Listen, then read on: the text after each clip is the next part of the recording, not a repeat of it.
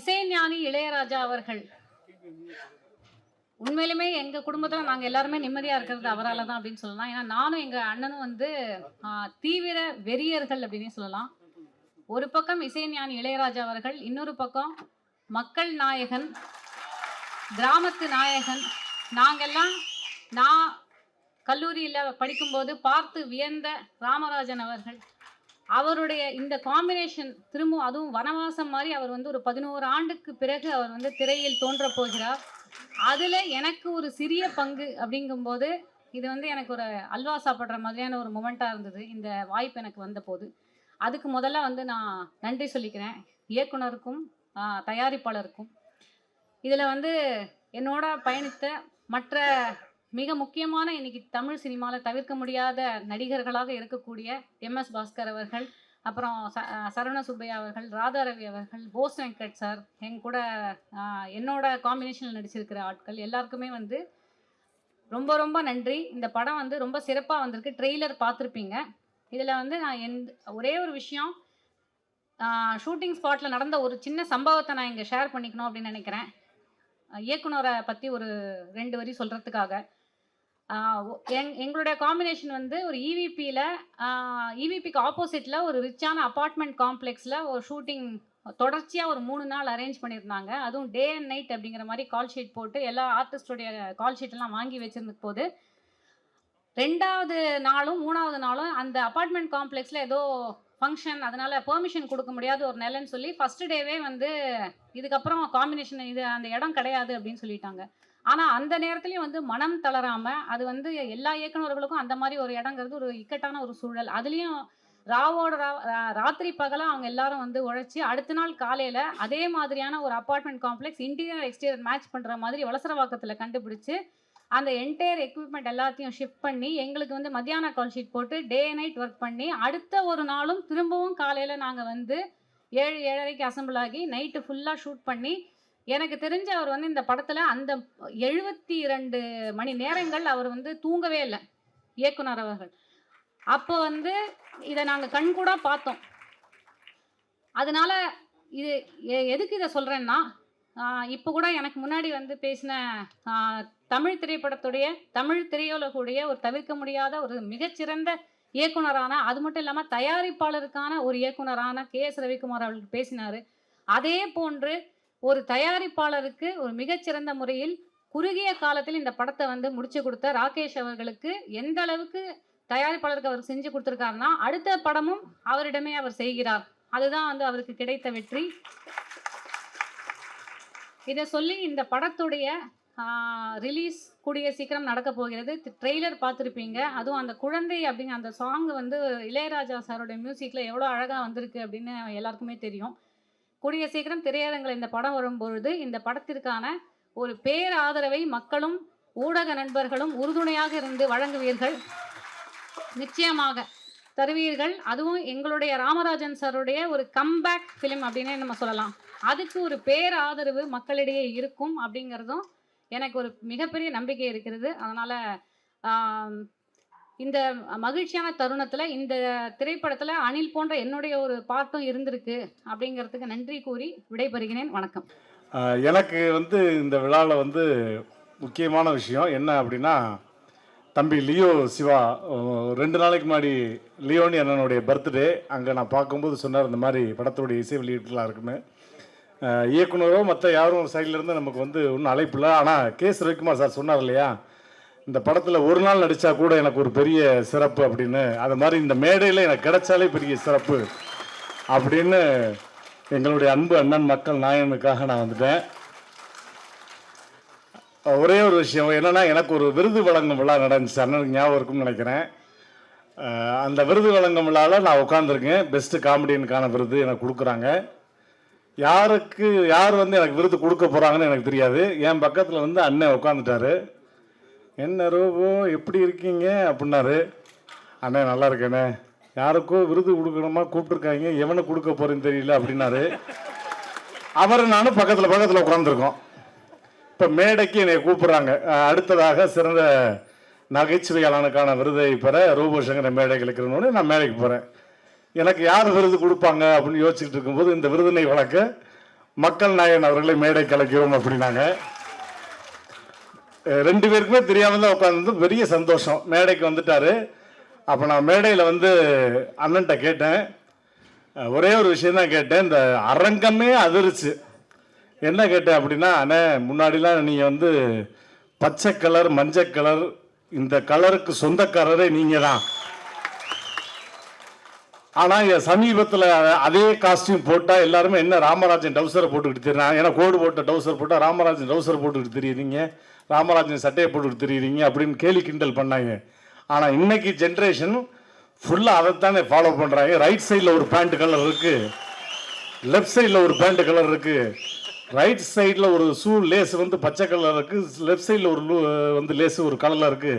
எல்லாம் உங்களை தானே ஃபாலோ பண்ணுறாங்க இன்னைக்கு ஜென்ரேஷன் 2K கிட்ஸ் ஃபுல்லாக. அப்படி நீங்கள் தானே ட்ரெண்டே அப்படின்னு அதுக்கு அண்ணே ஒரு பஞ்சு சொன்னார் மேடையில். அந்த அரங்கமே அதிர்ச்சி. என்ன அப்படின்னா, அட போங்கிறவோ இந்தியன் கரன்சியே நம்ம கலர் தானே அப்படின்னாரு. அதை வந்து மறக்கவே முடியாது. அந்த மாதிரி வந்து ஸ்பான்டனிஸாக அடிக்கிறது. ஸோ இந்த விழாவில் நான் கலந்துக்கிட்டதை வந்து நான் ரொம்ப பெருமையாக நினைக்கிறேன். அவருடைய உங்களை மாதிரி நானும் ஒரு மிகப்பெரிய ரசிகன் அண்ணனுக்கு. வீட்டில் ஃப்ரீயாக இருக்க டைம் ஃபுல் அண்ணனுடைய பாடல்களை தான், பெத்த மனசு சுத்தத்தில் சுத்தமடா இந்த மாதிரி வரிசையாக அண்ணனுடைய பாடல்களை தான் கேட்டுக்கிட்டே இருப்போம்.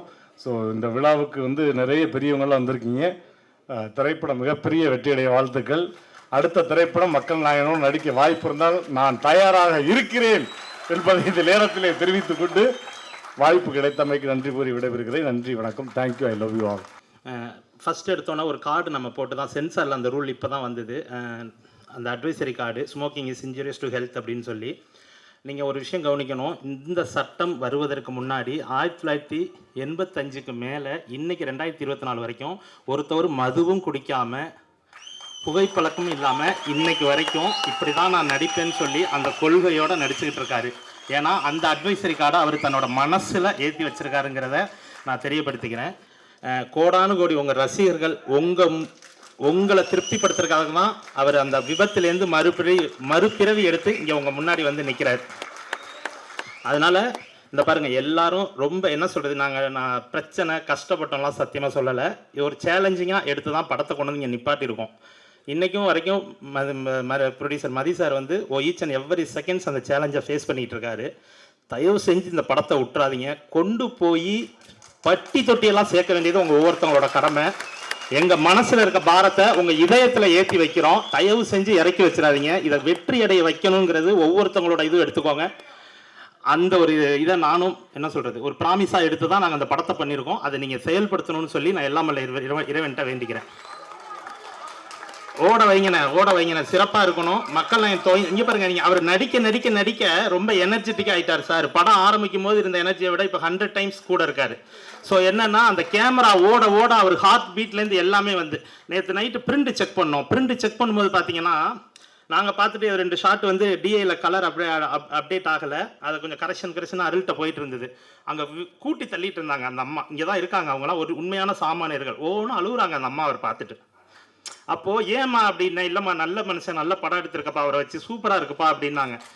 அப்போது எங்கே இருக்காரு பாருங்க. நீங்கள் நேற்று இரவு நடந்தது, விஷ்ணு கமலா தேட்டர் ஓனர் சன்னு விஷ்ணு கமலுக்கு கூட அது தெரியும், கேளுங்க.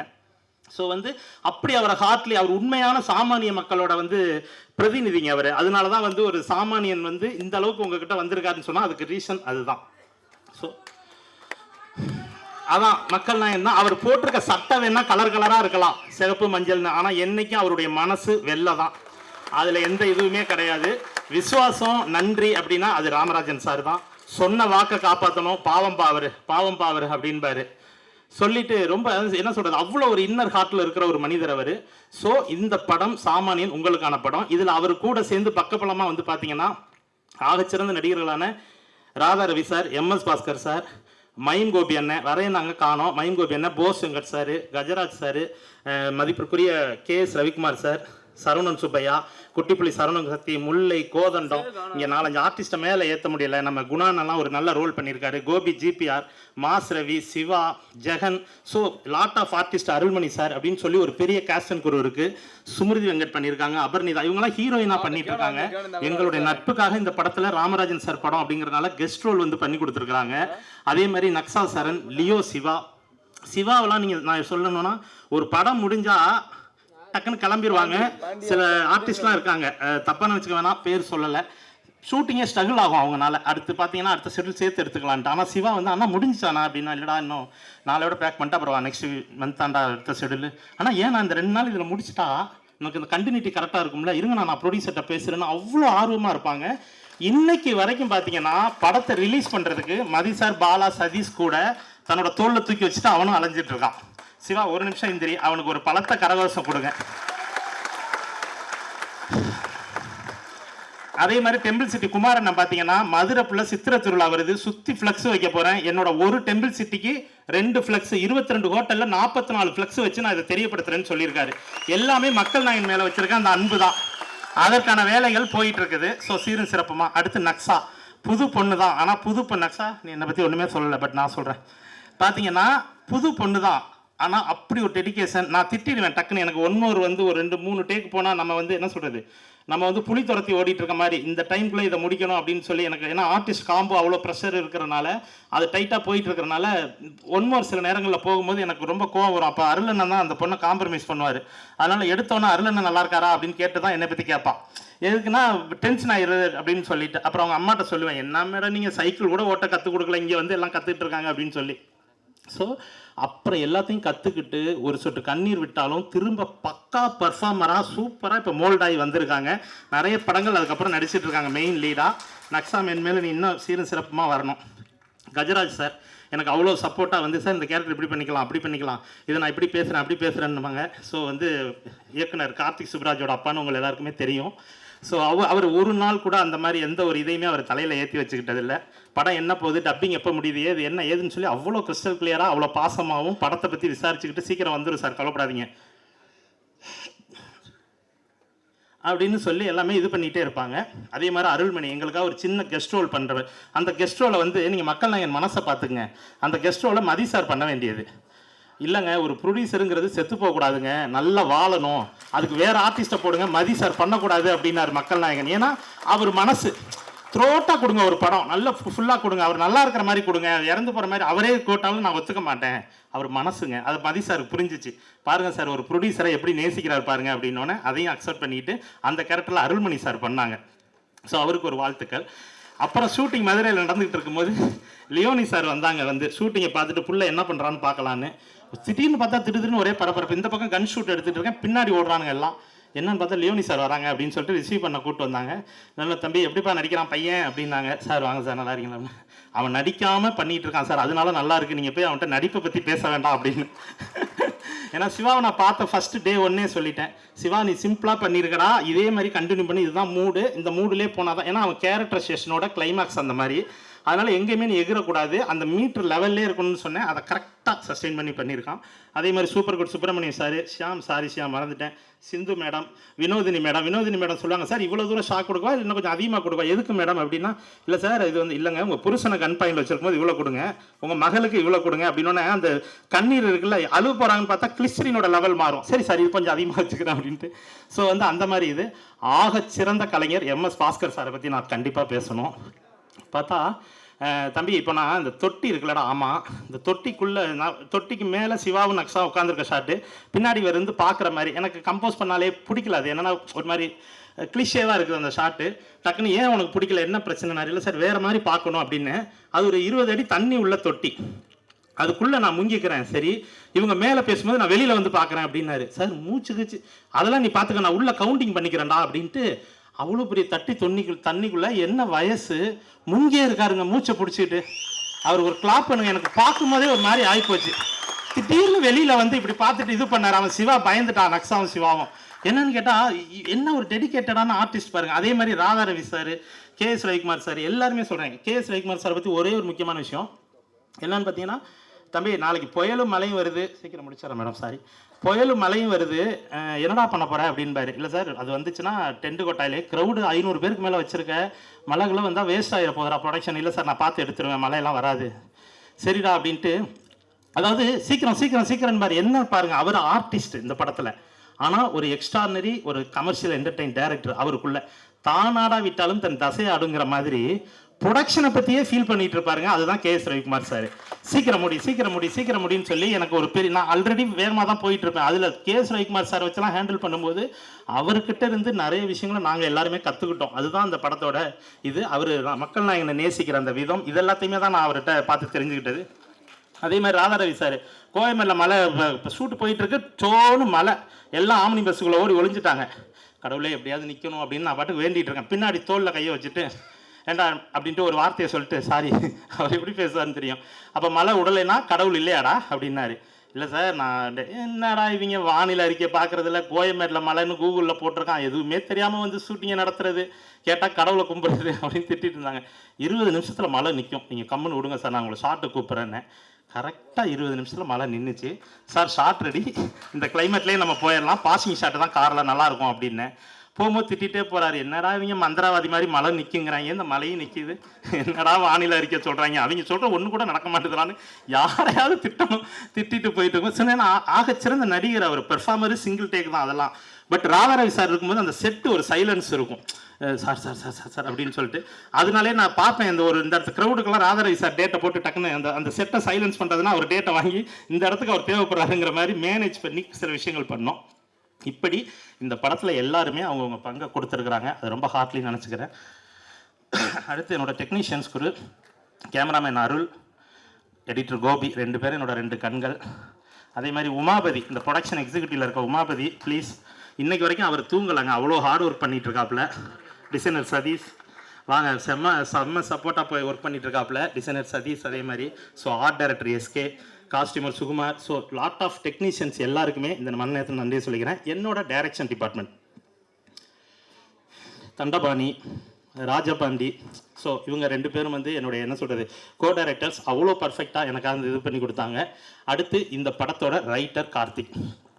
ஒரு விஷயம் நீங்கள் கவனிக்கணும், இன்றைக்கி இந்த ஃபங்க்ஷன் வந்து அவ்வளோ சாதாரணமாக நடந்துடலைங்க. 4 பக்கத்தில் இருந்தும் ப்ரொடியூசருக்கும் எனக்கும் அவ்வளோ ப்ரெஷரு.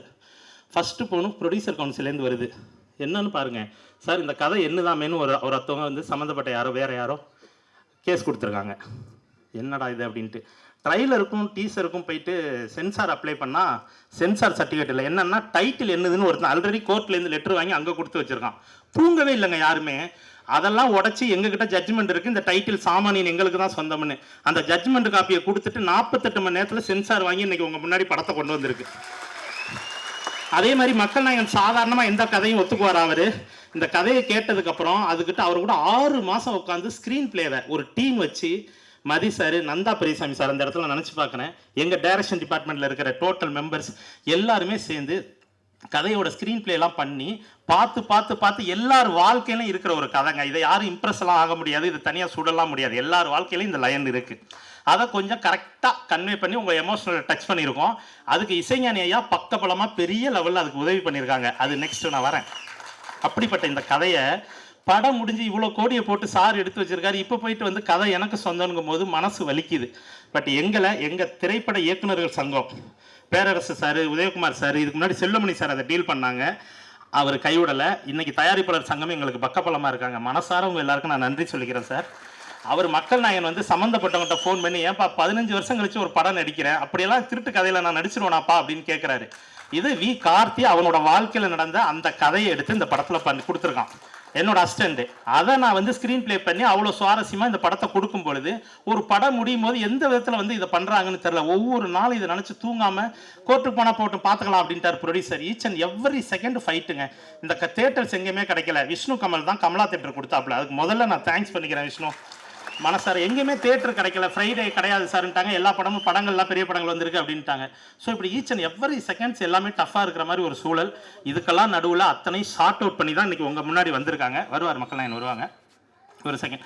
இப்படி போயிட்டு இருக்கிற இந்த பெருமை வாய்ந்த சாமானியல்ல மேலும் பெருமை சேர்த்தது யாருன்னா இசைஞானி இளையராஜா ஐயா தான். இன்னைக்கு மக்கள் நாயகனை கடகோடி மக்கள் வரைக்கும் கொண்டு போய் சேர்த்தது யாருன்னா இசைஞானி இளையராஜா ஐயாவோட பாடல்கள் தான் அவரை பட்டி தொட்டியெல்லாம் கொண்டு போய் சேர்த்துச்சு. அவர் கூட ஒர்க் பண்ணணுங்கிறது எனக்கு வந்து ரொம்ப நாள் கனவு. சின்ன ஒரு இன்சிடென்ட் சொல்லி முடிச்சிடுறேன். 2005 ஃபிலிம் இன்ஸ்டியூட்டில் அம்முன்னு ஒரு குறும்படம் பண்ணேன். அந்த குறும்படத்தோட சீடி எடுத்துக்கு நேராக ஐயாவை பார்க்க வந்தேன். எப்படியாவது அவர் வந்து இந்த குறும்படத்துக்கு மியூசிக் பண்ணால் நல்லாயிருக்கும் அப்படின்னு சொல்லி செக்யூரிட்டி உள்ள விடலை, அப்படிலாம் பண்ண முடியாது போங்க அப்படின்ட்டு. இல்லை சார், இதுக்கு முன்னாடி எங்கள் சீனியர் ஒருத்தர் கமலம்னு ஒரு படம் எங்கள் அண்ணனுக்கு போட்டிருக்காரு, அதே மாதிரி சார் கொஞ்சம் ஹெல்ப் பண்ணால் நல்லாயிருக்கும் அப்படின்னா விடலை. இதை பவதாரணி மேடம் அன்னைக்கு பார்த்துட்டு கொஞ்சம் உள்ளே வாப்பா அப்படின்னு சொல்லி கூப்பிட்டாங்க. போனோன்னே அப்பா ரொம்ப பிஸியாக இருக்காங்க, நீங்கள் டெய்லி வந்து நிற்கிறீங்க அப்படின்னாங்க. மேடம் அப்போ நீங்களாவது இந்த மியூசிக் பண்ணி கொடுங்க மேடம் அப்படின்னு. அந்த சீடியை வாங்கிட்டு சரி நான் பார்த்துட்டு சொல்கிறேன், பிடிச்சிருந்தா பண்ணுறேன் அப்படின்னாங்க. ஒரு 2 நாள் கழித்து ஃபோன் வந்துச்சு, மேடம் படம் பிடிச்சிருக்கா அப்படின்னு போய் கேட்டேன். எனக்கு ஓகே தாங்க, பட் எங்கள் அம்மாவுக்கு ரொம்ப பிடிச்சிருக்கு. எங்கள் அம்மாவும் இப்படி தான் சின்ன பிள்ளையில் நானும் செருப்பு வாங்குறதுக்கு ரொம்ப கஷ்டப்பட்டேன். ஏன்னா அந்த கதை ஒரு குழந்தை செப்பலை வச்சு ஒரு பிளே இருக்கும், ரொம்ப கஷ்டப்பட்டேன், அதனால் எனக்கு ரொம்ப பிடிச்சிருக்கு, பாவண்டி அந்த பையன் போட்டுக்கூட அப்படின்னாரு. அப்படி பவதாரணி மேடம் எனக்கு இசையமைச்சு கொடுத்தாங்க. அந்த படம் தான் எனக்கு தமிழ்நாடு சிறப்புக்குள்ள கோல்டு மெடல் வாங்கி கொடுத்துச்சு. அந்த படம் பேர் அம்மு. அந்த அம்மு படம் வாங்கி கொடுத்ததுக்கு அப்புறமா ஒவ்வொரு தடவையும் ராஜா சார்ட்டோட ஒர்க் பண்ணலான்னு பார்க்கும்போது ஒரு ஃபோட்டோ எடுக்க பார்க்கணும், சுச்சுவேஷன் அமையல, ஒரு ஃபோட்டோ கூட எடுக்க முடியல. அப்படி வேறு விஷயங்களில் போயிட்டு இருக்கும்போது தான் ஃபைனலாக இந்த சாமானியன் மீட்டிங் வந்தது. அங்கேயும் பவதாரணி மேடம் என்னை வந்து பார்த்தாங்க. என்னங்க எப்படியோ ஒரு தெரியா பிடிச்சி அப்பாட்ட வந்துட்டீங்க போல் இருக்கு அப்படின்னாங்க. இப்போ இந்த படம் ஒர்க்கில். ஆமாம் மேடம், நீங்கள் ஆரம்பித்து விட்டது தான் மேடம் அப்படின்னேன். சரி என்ன சாப்பிட்றீங்கன்னு கேட்டு போவாங்க. பட்டு என்னை இந்த காம்பவுண்டுக்குள்ளே விட்டதே பவதாரணி மேடம். அவங்க இன்னைக்கு இல்லை.